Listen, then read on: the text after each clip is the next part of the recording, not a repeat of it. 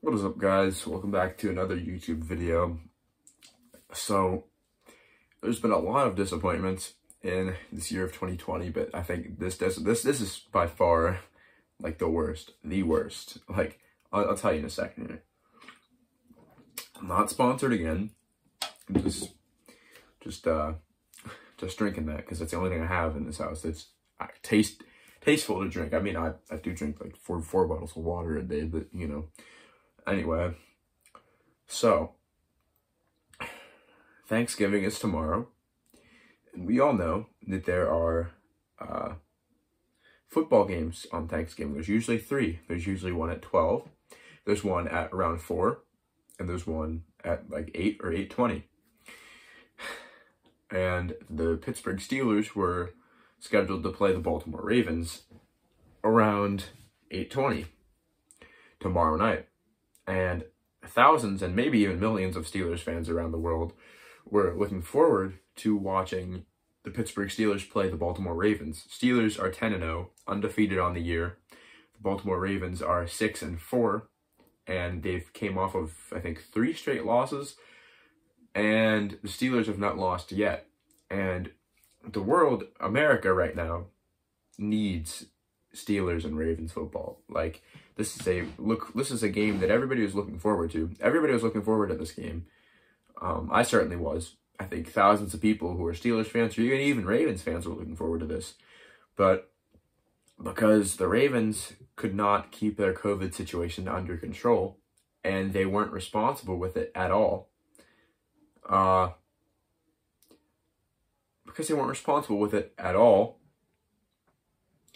they literally cost everybody the game on Thursday, and now it's postponed to Sunday. So, to all the Steelers fans out there who planned a, turkey feast around 8:20 Eastern time, depending on where you're watching this. That's where it airs over here on the East Coast. To all of my Pittsburgh Steelers fans out there, to all my fellow Steelers fans out there, I'm sorry. I am just as much pissed off about this as you guys are. Earlier today I was fuming. Like, I was really angry about this. So I decided to get out of the house and, go to the football field and, do my own thing with my friends, go to the movies. But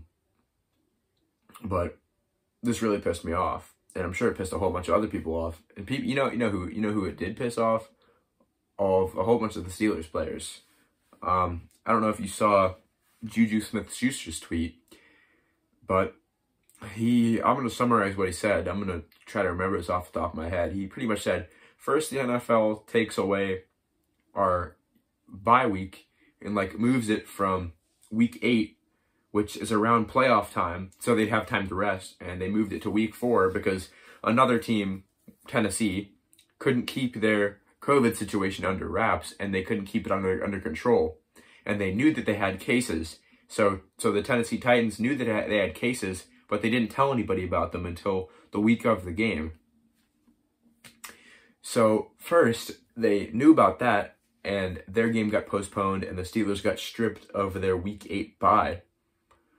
And then they go on to play the Ravens this week. It's supposed to be Thursday.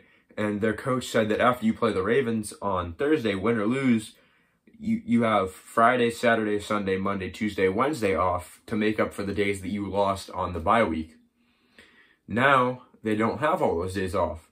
So they have to go into this week and, be angry because they don't have all these days off, and they can't rest like they were supposed to. So that's what Juju was saying in his tweet. And Eric Ebron, the Steelers tight end, they traded for in this offseason, he tweeted out, he tweeted out, at NFL, I got to be real with you, this is some BS. And nobody was stopping him there. That's one thing that Eric Ebron, does, is he doesn't care about what anybody else thinks about him. He doesn't care, what he says on social media. He puts it straight out there. Kind of like a lot of other Steelers players, like Chase Claypool. Chase Claypool, the rookie wide receiver this year, who's had a phenomenal season, by the way. He tweeted out about this too, and he's he said, "What a joke." I agree with you, Claypool. Like, I get that the coronavirus is very deadly. It's killed hundreds of thousands of people in the United States. Well, nationwide. But last year when Roethlisberger was out with a with his elbow injury and stuff like that, kept him out for the season, the Ravens had to play Mason Rudolph and Duck Hodges. Not to mention, James Conner was injured for one of those games, I believe, and the Ravens had to face Jalen Samuels, their rookie, they're not the rookie, they're the backup running back, along with their rookie running back, Benny Snell. So they had to face all of them, plus the rookie, the backups out at wide receiver, because Juju was dealing with a knee injury last year, on and off. So the Ravens had to play all of the backups, okay, on offense, and they had to play a couple rookie backups, and it was Devin Bush's first year, rookie. You don't see the Steelers complaining about them, facing their backups, facing Patrick Queen, who's their rookie on defense. You don't see the Steelers complaining about that, because they aren't sore losers. They don't complain about stuff like that. They complain when their game gets postponed because an NFL team who knew that they had cases and, didn't keep stuff under wraps like the Ravens did, gets their game moved. Marlon Humphrey had COVID-19, and he really never stayed quarantined like he was supposed to. We saw his Instagram stories. We saw him out with fellow Ravens teammates, which, ironically, the Ravens teammates that he was with got COVID. And they just ignored the whole situation. I think that they should be sanctioned by the NFL or something like that, because none of them followed COVID protocols, and I think this should be criminal. This should literally be criminal, because none of them followed coronavirus protocols, and I think I think they did this on purpose. I think they tried to get themselves sick so they could jeopardize that game on Thursday, so they could postpone this game that's going on tomorrow, so they could have it on Sunday, so they could have more time to prepare to somehow, knock off the undefeated Steelers. And the thing is, I'm going to talk about Lamar Jackson in this section of the video. I think the Steelers have this under wraps. If they can, on Sunday at 1:15 Eastern time on NBC, if you guys are wondering what channel is on, I think the Steelers have this under wraps if they can just contain Lamar Jackson, because he's really the key to their offense. He is their whole offense. He can't throw downfield great at all. He's not an effective and accurate passer. Most of the times when he's throwing to, Nick Boyle, which, he's out for the rest of the season with a knee injury, or they throw to Mark Andrews, who is limited in practice today, his other tight end, it's always a little bit behind them.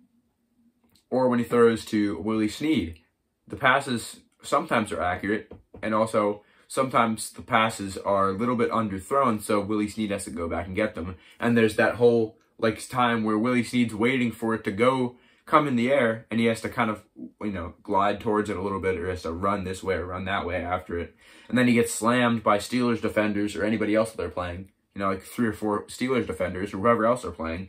So that leaves him there like a sitting duck. So he's not really an effective passer. So that ruins their chances of winning the game. But he is an effective runner, and the Steelers did contain him the last time the Steelers played them in Baltimore. So the Steelers beat them on their home turf, and then now they come to our home turf. We have to execute. We have to contain Jackson, and that's the story.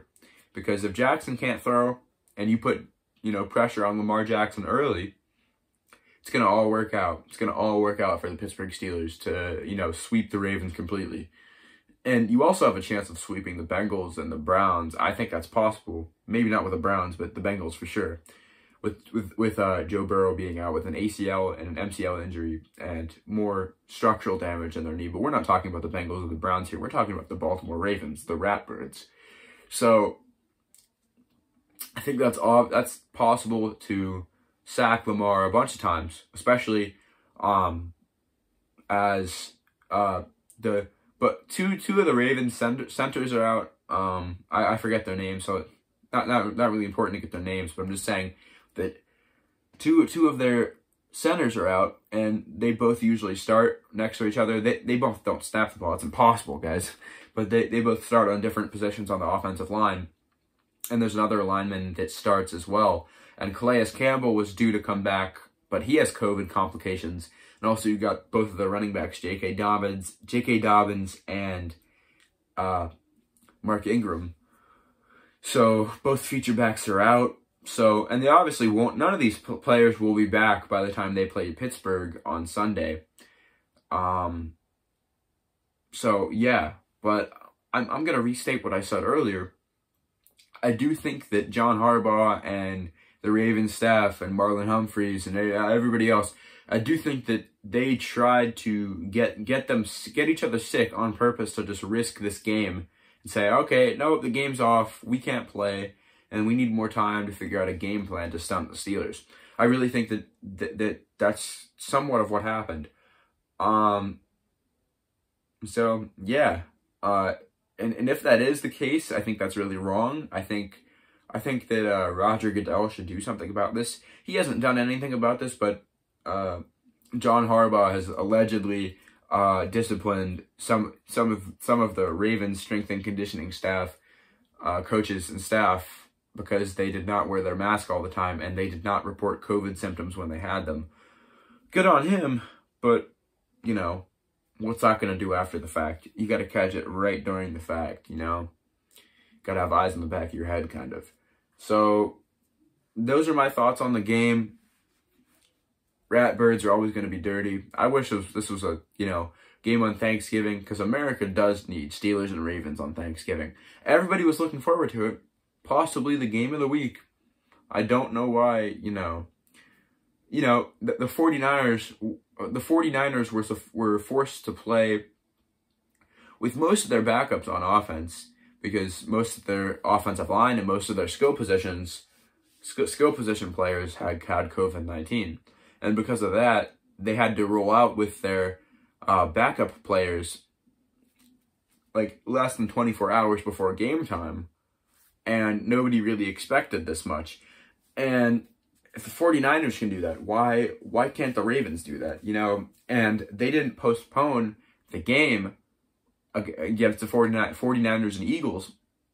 And there was almost the same amount of COVID-19 patients and staff out, you know, players and staff. There was about, you know, 7 to 10 people out on the 49ers team, like there is on the Ravens front 7, and, you know, on their offense of 11 people and stuff like that. So that doesn't make any sense to me at all. If the 49ers can win a game with their backups, then why can't the Ravens? Maybe the Ravens are either scared or they just don't know what to do with the Pittsburgh Steelers. Because like I said in the beginning of the video, I think they're coming off of a three loss streak, and they don't know what to do. You know, you lose to Pittsburgh, then you go and lose to the Patriots. How do you lose to the Patriots? And then you go lose to Tennessee. This is like this is terrible. And the Ravens are in the hunt, and they're third in their division. The Browns are 7-3. That would be the thumbnail. How are the Browns better than the Ravens? And right after the Steeler game, the Browns have to play the Ravens. So that might be another loss for them. But it would be amazing if the Steelers could sweep the Ravens, because I think it is their time. But, oh well. Time will tell. I think the Steelers players will be so much more angrier. And I think time will, you know, pretty much tell the outcome of the game. The proof will be in the pudding. Steelers players on offense and on defense are so fed up with this, so fed up with the league's decisions, so fed up with the Ravens, you know, inability to keep their COVID-19 situation under wraps. So I think the Steelers will win this game, not only in rage, but I think they'll be a lot more focused, and they won't be cocky. They won't be cocky like the Ravens are. Oh, we'll win this. Oh, we'll win that. But they don't. So thank you guys all for watching and listening to my rant. I know my Steeler fans who are subscribed or who aren't subscribed but still watch this video will want to hear what I have to say, or they won't. I don't care. I just like making videos for you guys. So thank you guys for watching. See you all in the next one. Happy holidays. Stay safe.